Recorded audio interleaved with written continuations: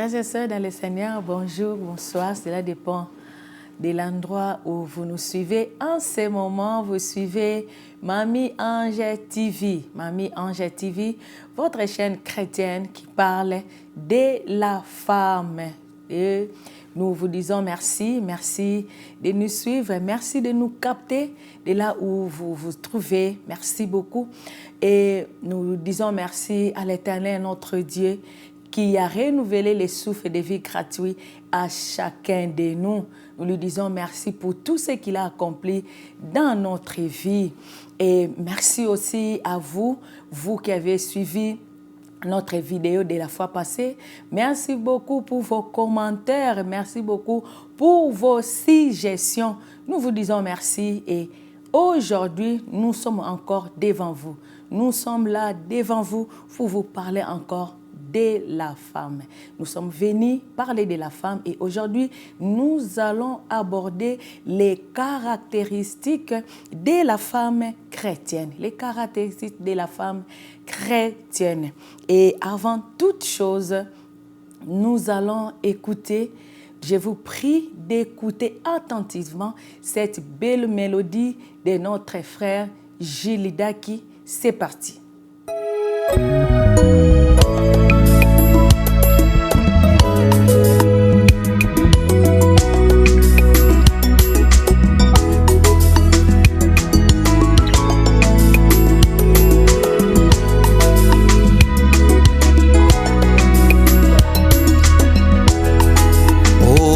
Que donnerais-je en retour à celui qu'on a crucifié? Oh, que donnerais-je en retour à celui qu'on a crucifié? Sa souffrance sur la croix prouvait son amour envers moi. Les péchés privés de la gloire de Dieu. Sur la croix, Jésus s'écria, tout est accompli. C'est de pour que moi je sois sauvé, racheté, oh, libre et affranchi. Jésus-Christ vit en moi, ce n'est plus moi qui vis, oh, je suis libre, oh, libre, oh, libéré par Jésus, libéré de l'amour, je suis libre, oh, libre, oh, libre, oh, na na na na na na. Merci beaucoup. Je pense que vous avez suivi attentivement. Vous avez été là pour suivre cette belle mélodie de notre frère Gilles Daki, Je suis libre. Pourquoi nous avons mis cette belle mélodie? Parce qu'aujourd'hui, nous allons parler de la femme chrétienne, les caractéristiques de la femme chrétienne. Alors, la femme chrétienne, c'est celle qui a reçu Christ comme Seigneur et Sauveur.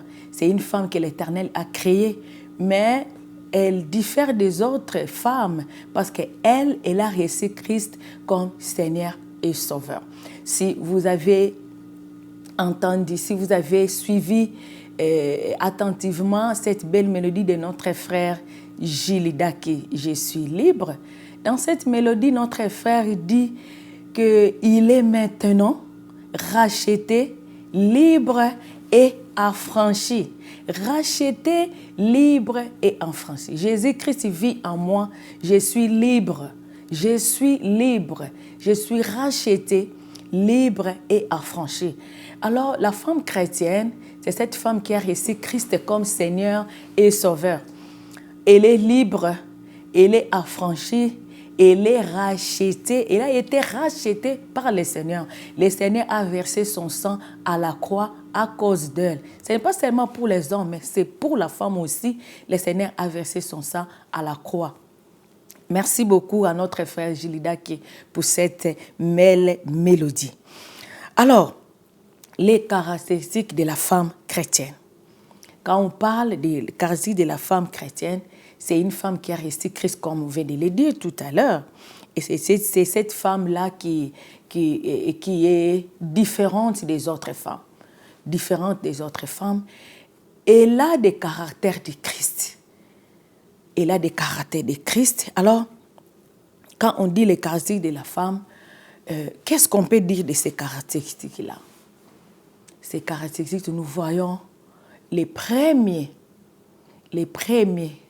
caractères de la femme chrétienne, c'est l'amour. Et c'est l'amour. Et l'amour, c'est le plus grand commandement que le Seigneur nous a laissé. C'est l'amour. C'est d'aimer notre Seigneur. C'est d'aimer notre Dieu de tout notre cœur, de toute notre âme. Et d'aimer aussi notre prochain comme nous-mêmes. Et c'est l'amour que le Seigneur nous a laissé. C'est le plus grand commandement. Dans Matthieu 22, versets 36 à 40, Jésus-Christ répond aux pharisiens. Parce que les pharisiens lui ont demandé quel était le plus grand commandement. Et Jésus a dit, le plus grand commandement, c'est l'amour. C'est d'aimer notre Dieu et d'aimer son prochain. Parce que quand on aime Dieu et quand on aime son prochain, c'est tout.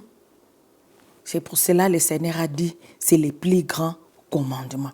Et dans 1 Corinthiens 13, nous verrons là, on nous parle de l'amour. Et on nous dit, même si j'aurais tout, même si j'aurais amassé la richesse de ce monde, si je n'ai pas l'amour, je ne suis rien.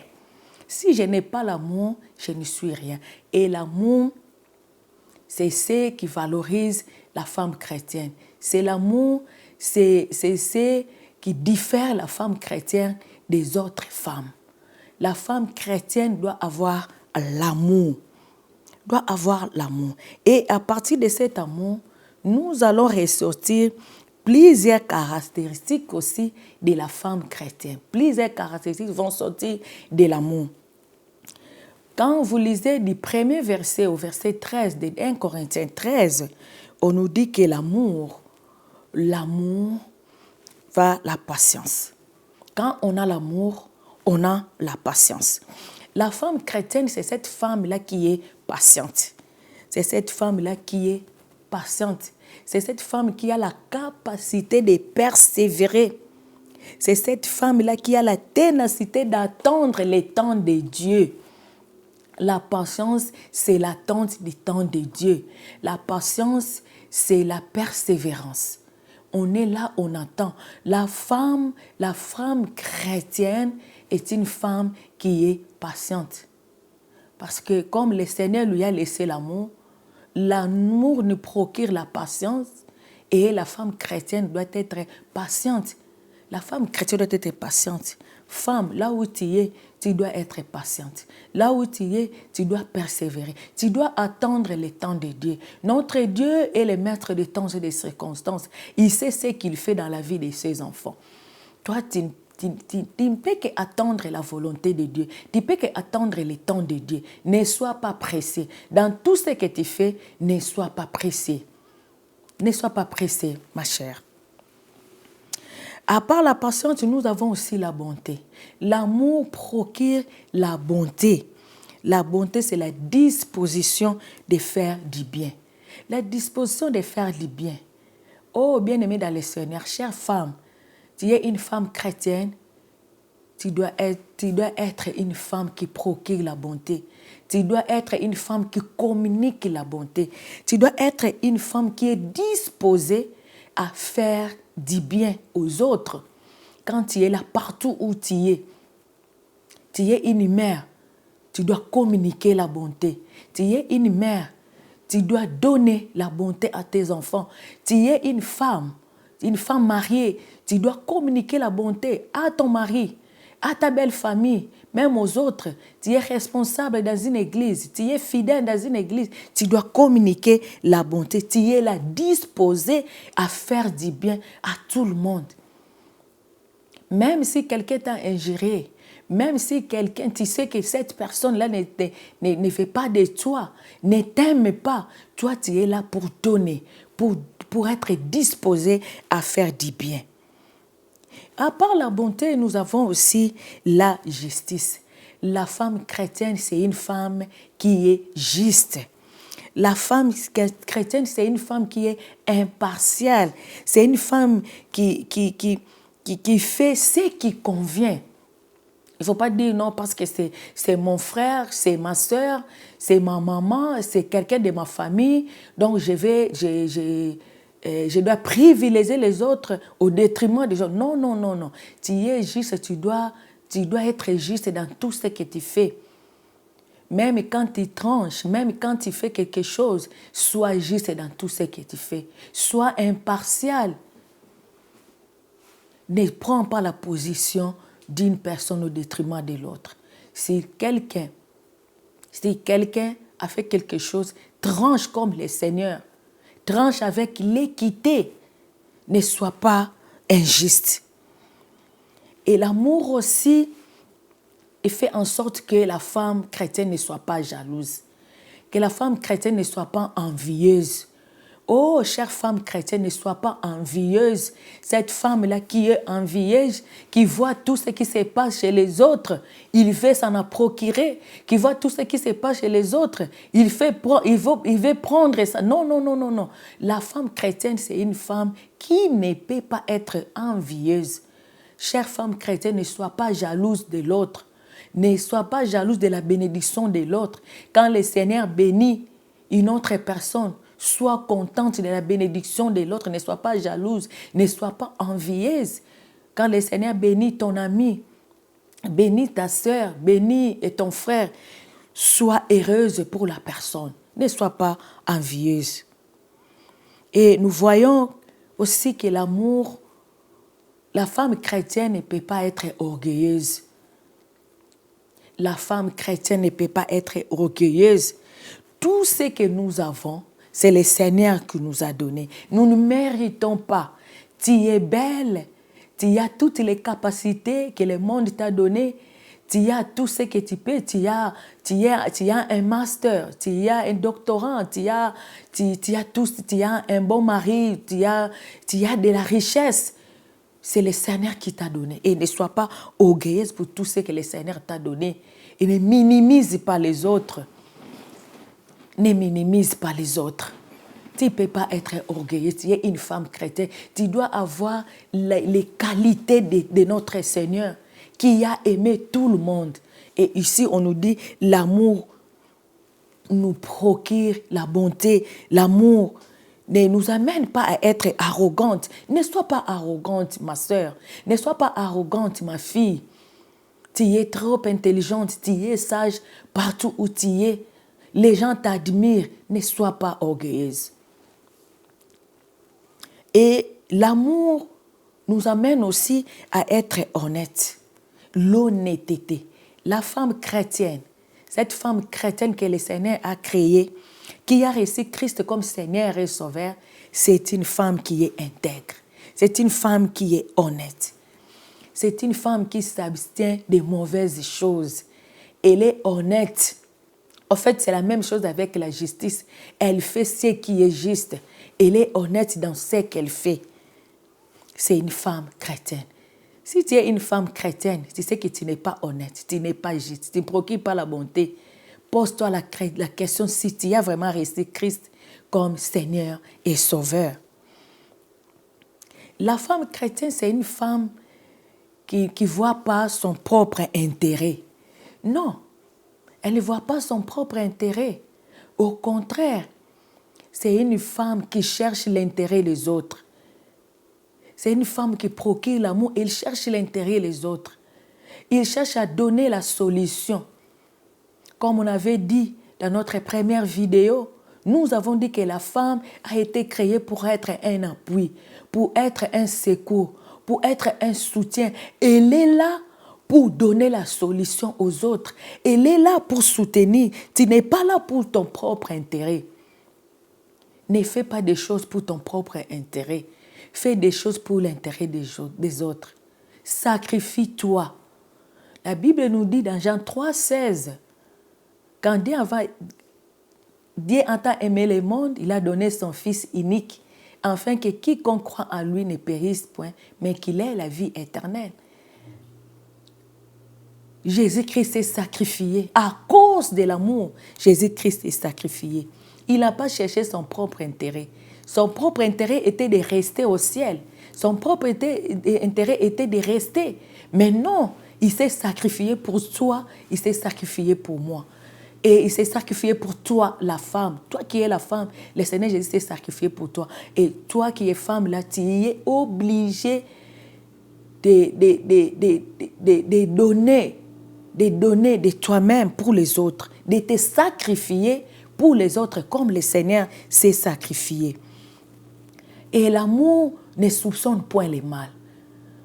Oh, bien-aimée dans le Seigneur, chère femme, tu es une femme chrétienne, tu es appelée à ne pas soupçonner le mal. Tu as des enfants que tu encadres, tu as des enfants que tu élèves, tu as des nièces, des neveux dans ta propre maison. Partout où tu es, ne soupçonne pas. L'amour ne soupçonne point le mal. Parce que quand tu soupçonnes le mal, cela t'amène à prendre d'autres décisions qui ne seront pas peut-être en conformité avec la parole de Dieu. Fais attention à des décisions que tu prends. Fais attention aux soupçons. Ne soupçonne point le mal. L'amour excuse tout. L'amour croit tout. L'amour espère tout. L'amour supporte tout. C'est très difficile, bien-aimé. Chère dame, peut-être que tu vas dire, oh non, mais toi, tu nous demandes de faire ceci. C'est très difficile. Oui, c'est très difficile. Mais avec l'aide du Saint-Esprit, on peut faire quelque chose. Avec l'aide du Saint-Esprit, on peut arriver à excuser tout. Tu peux dire que non, toi, ta maman t'a abandonné. Peut-être ta famille t'a rejeté. Tu as été marginalisé partout. On t'a rejeté. On n'a pas pris soin de toi quand tu étais petite. Et maintenant, là, tu es une femme accomplie. Tu dis que tu rejettes ta famille parce que ta famille ne t'a pas soutenu. Non. Excuse tout. C'est ça l'amour. Tu es appelé à excuser tout. Tu es appelé à croire tout. Quelqu'un vient te dire quelque chose, crois d'abord. Parce que l'amour croit. Tu dois espérer à quelque chose de bien. Tu dois supporter. L'amour nous amène à supporter. Tu dois supporter. Tu es là, ta belle famille te malmène. Ou bien peut-être tu n'as pas encore d'enfant. Ça fait une année, 2 ans, 5 ans, 10 ans, 15 ans, voire 20 ans de mariage. Tu n'as pas encore d'enfant. Et la belle famille te malmène. Tu as été détruit par le comportement de ton mari. Peut-être le comportement de tes enfants. Le comportement même des membres de ta famille. Tu as été rejeté. Oh, l'amour supporte tout. L'amour excuse tout. Quand on dit excuse tout, l'amour pardonne. Et le pardon, c'est une puissance qui libère. On t'a fait du mal, pardonne. On t'a fait du mal, excuse tout. Et tu verras ce que le Seigneur fera dans ta vie. Tu es une femme chrétienne. C'est parmi les caractéristiques que le Seigneur nous a laissées. C'est l'amour. Et nous avons cité ce que l'amour nous amène. L'amour nous amène la patience, la bonté, la justice. L'amour nous amène à ne pas être envieuse. L'amour nous amène à ne pas être orgueilleuse. L'amour nous amène à être intègre, honnête.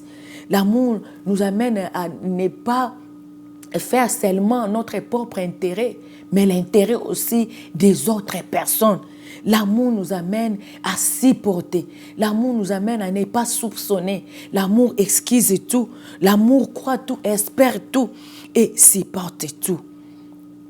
Voilà un peu les caractéristiques de la femme chrétienne. Et à cela, nous allons ajouter aussi la soumission. C'est parmi les caractéristiques de la femme chrétienne, la soumission. La femme chrétienne, c'est une femme qui est soumise. Quand on parle de la soumission, on parle de respect. Et cette partie, nous allons l'aborder dans notre prochaine émission. La soumission, nous allons parler à long et à large de ce qui est la soumission. Nous allons les développer prochainement et nous allons voir Qu'est-ce que la femme peut faire pour être soumise? Qu'est-ce que la femme peut faire? Bien-aimée dans le Seigneur, chère femme, chère petite fille, tu as été blessée, tu as été marginalisée, tu as été rejetée. Je ne sais par qui, par ta famille ou peut-être par tes amis. Peut-être à l'école, on te dit que non, tu n'es pas intelligente, tu n'es pas sage. Tu as été rejetée par ta propre famille, même par ta propre maman, par ton propre père, par tes frères et sœurs. Tu as été rejetée. Oh, la Bible nous dit que l'amour procure tout. L'amour le pardon, c'est une puissance qui libère. Libère tes enfants, libère ta famille, libère ta belle famille. La belle famille qui te maltraite parce que tu n'as pas encore d'enfants. Oh, les enfants sont une bénédiction qui vient de l'Éternel. Pardonne, excuse et le Seigneur va ouvrir les portes de bénédiction. Voilà les caractéristiques de la femme. L'amour et la soumission. Et l'amour nous amène à être patiente, comme on l'a dit. L'amour nous amène à avoir la bonté, la justice, à être intègre, honnête, à excuser tout, à pardonner. Oh, le Seigneur est là pour toi. Toi qui es femme chrétienne, c'est toi qui as reçu Christ comme Seigneur et Sauveur. Tu as le Saint-Esprit en toi. Et le Saint-Esprit va t'aider. Demande l'aide du Saint-Esprit. Le Saint-Esprit va t'aider à avoir toutes ces caractéristiques. À procurer de l'amour. À avoir la soumission, pardon. Tu ne vas pas le faire toi seul. Le Saint-Esprit est là pour toi. Tu es là. Tu as été rejeté. Tu as des blessures intérieures. Tu sais quoi faire. Peut-être que tu as pris des décisions dans ta vie à cause de ce que le monde t'a offert. Mais aujourd'hui, tu as compris que non, tu dois avoir l'amour. C'est le plus grand commandement que le Seigneur nous a laissé. C'est d'aimer le Seigneur de tout notre cœur et d'aimer aussi notre prochain. Je vais prier pour toi. Tu as été blessé, tu as été rejeté. Peut-être que tu ne sais même pas pardonner. Tu ne sais pas procurer de l'amour vers d'autres personnes parce que tu as été rejeté, parce que tu as subi d'humiliation dans ta vie. Je vais prier pour toi. Et le Saint-Esprit te vienne en aide. Prions le Seigneur. Merci Seigneur pour ces moments que nous avons partagés avec tes enfants. Nous prions, ô Éternel des armées, pour ta fille qui est quelque part, pour ta fille qui nous suit en ces moments, qui a été rejetée, qui a été marginalisée, qui a subi d'humiliation partout où elle était, qui ne sait même pas procurer de l'amour, qui ne sait même pas partager de l'amour, qui ne sait même pas donner de l'amour aux autres, qui ne sait même pas pardonner. Seigneur, accorde-le. Accorde les fruits du Saint-Esprit à tes enfants. Accorde de l'amour, accorde la soumission, accorde à tes enfants, Seigneur notre Dieu, tout ce que le Saint-Esprit donne. Seigneur, nous avons besoin de toi. Seigneur, merci, parce que c'est toi qui ouvres les portes de bénédiction. Merci de l'ouvrir pour tes enfants. Au nom de Jésus. Amen. Merci beaucoup à toi qui nous as suivis. Merci beaucoup à toi qui as compris en étant une femme chrétienne, que tu as des caractéristiques qui est différent des autres femmes de ce monde. Merci de nous suivre, merci de partager, merci pour vos propositions et merci pour vos commentaires. N'oubliez pas de liker, n'oubliez pas d'aimer, n'oubliez pas de partager et surtout de vous abonner. Merci, que le Seigneur vous bénisse.